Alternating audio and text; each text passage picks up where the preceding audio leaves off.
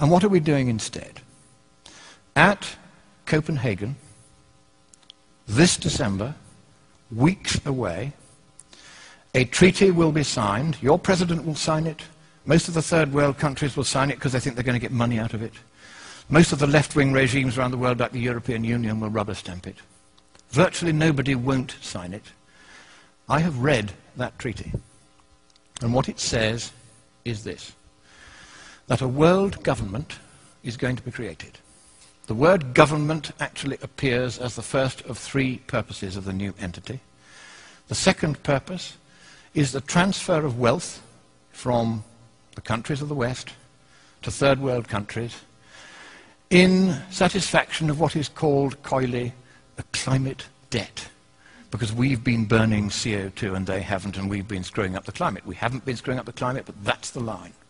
And the third purpose of this new entity, this government, is enforcement. How many of you think that the word election or democracy or vote or ballot occurs anywhere in the 200 pages of that treaty? Quite right, it doesn't appear once. So at last, the communists who piled out of the Berlin Wall and into the environmental movement and took over Greenpeace, so that my friends who founded it left within a year because they'd captured it, now the apotheosis is at hand. They are about to impose a communist world government on the world. You have a president who has very strong sympathies with that point of view. He's going to sign. He'll sign anything. He's a Nobel Peace Laureate. Of course he'll sign it. And the trouble is this. If that treaty is signed, your constitution says that it takes precedence over your constitution. And you can't resile from that treaty unless you get the agreement of all the other states parties. And because you'll be the biggest paying country, they're not going to let you out. So, thank you, America. You were the beacon of freedom for the world. It is a privilege merely to stand on this soil of freedom while it is still free.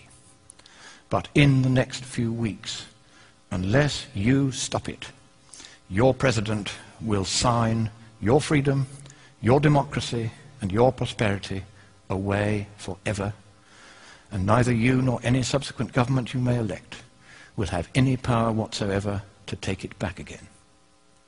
That is how serious it is. I have read the treaty. I've seen this stuff about government and climate debt and enforcement. They are going to do this to you, whether you like it or no.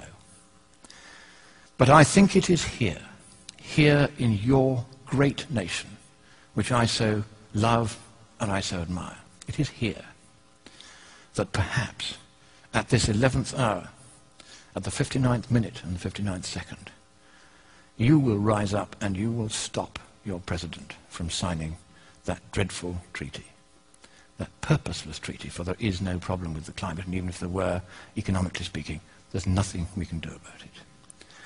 So I end by saying to you the words that Winston Churchill addressed to your president in the darkest hour before the dawn of freedom in the Second World War.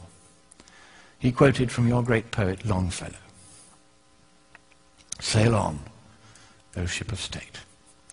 Sail on, O Union, strong and great. Humanity, with all its fears, with all the hopes of future years, is hanging breathless on thy fate.